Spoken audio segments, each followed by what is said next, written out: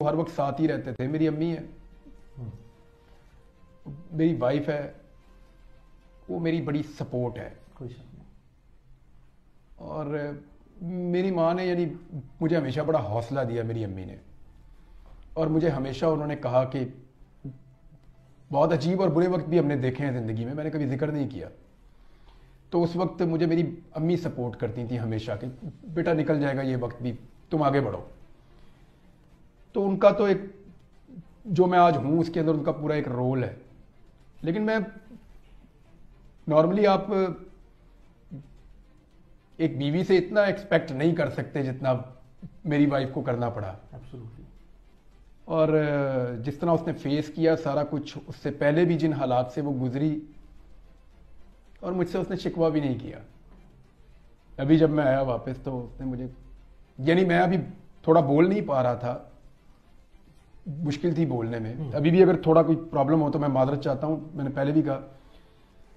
तो उसने मुझे एक दिन भी रियलाइज ही नहीं होने दिया कि आप स्टैमर कर रहे हैं या बोल नहीं पा रहे। उसने कभी बातों में भी उसने मेरे दिमाग में ये बात नहीं आने दी कि मैं स्टैमर कर रहा हूँ। सबसे ज्यादा बात मैं उसी से कर रहा होता हूँ घर में।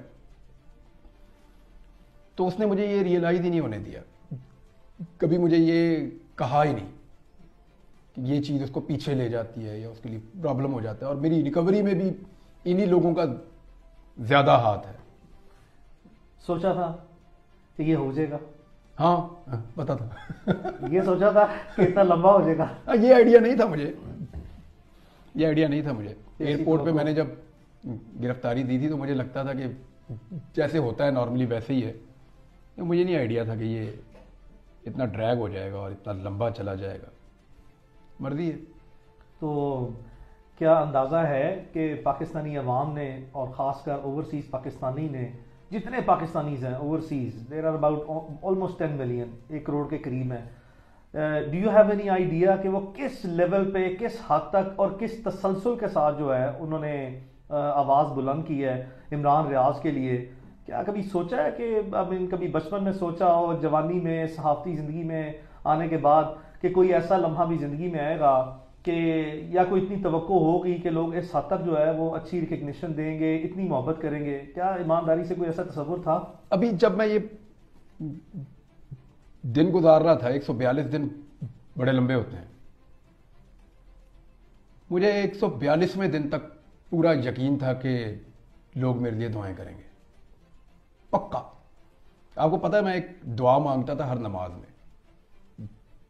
मैं कहता था या अल्लाह जो लोग मेरे लिए दुआ कर रहे हैं वो कबूल कर, इस यकीन के साथ कि बहुत सारे लोग दुआ कर रहे होंगे।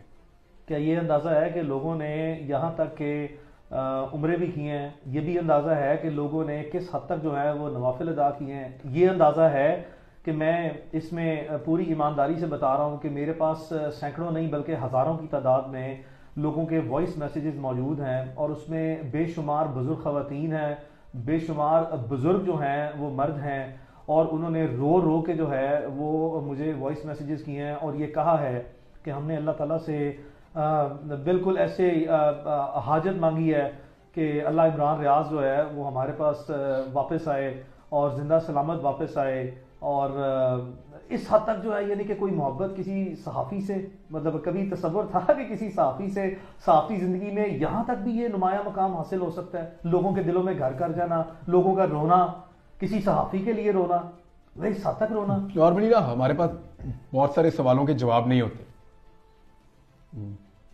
मैंने बड़ा डिटेल में, मुझे मौका मिला कुरान पाक पढ़ने का, मैंने पहले भी तफसीर पढ़ी है, फिर दोबारा पढ़ी है। एक ग़ज़वा अहज़ाब था जिसे हम ग़ज़वा खंदक भी कहते हैं। कुरान पाक की एक सूरत में उसका पूरा वो जिक्र है। तो अल्लाह ताला कमी बेशी माफ़ करे, लेकिन मफ़हूम मैं आपको बताता हूँ कि वहाँ अल्लाह ताला कहते हैं कि हमने तुम्हारे दिलों में एक दूसरे के लिए मोहब्बत डाल दी, और अगर तुम दुनिया भर की दौलत भी खर्च कर देते ना तो ये नहीं कर सकते थे।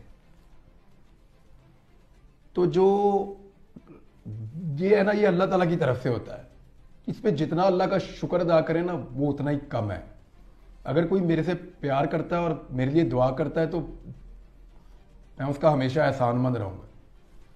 अभी ये जीबी से आए थे बच्चे, उन्होंने मुझे ये टोपी भी गिफ्ट की है थोड़ी देर पहले यहाँ पे।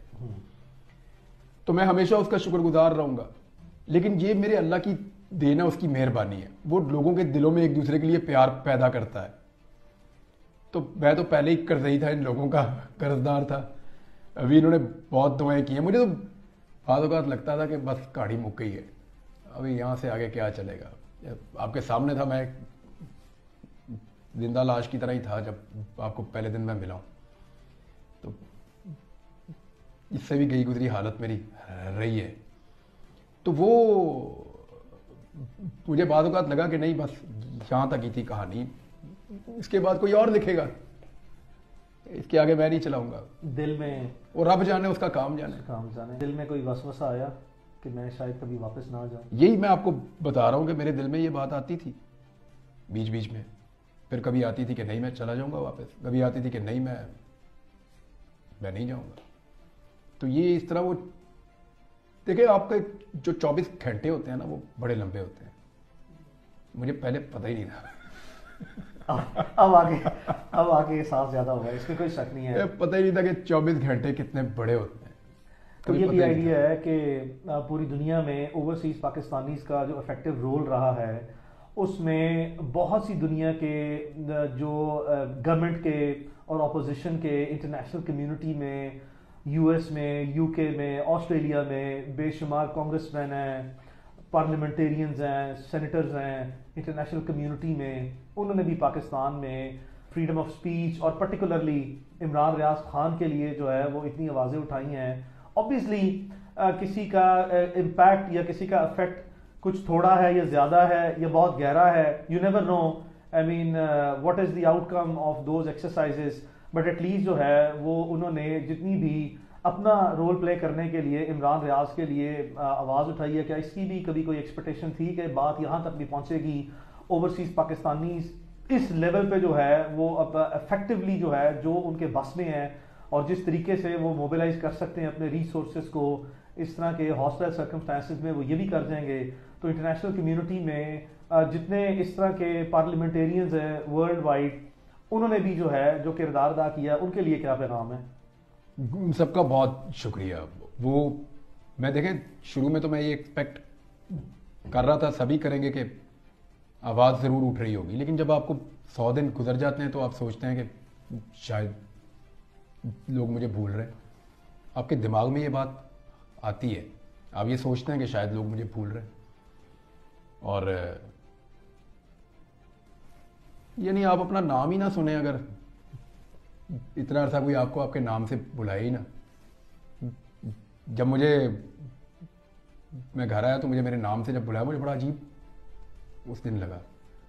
मेरे अम्मी अब्बू से मैं मिला तो मुझे ये फील हुआ कि ये मुझे एक्सपेक्ट नहीं कर रहे थे कि ये ऐसे वापस आ जाएगा।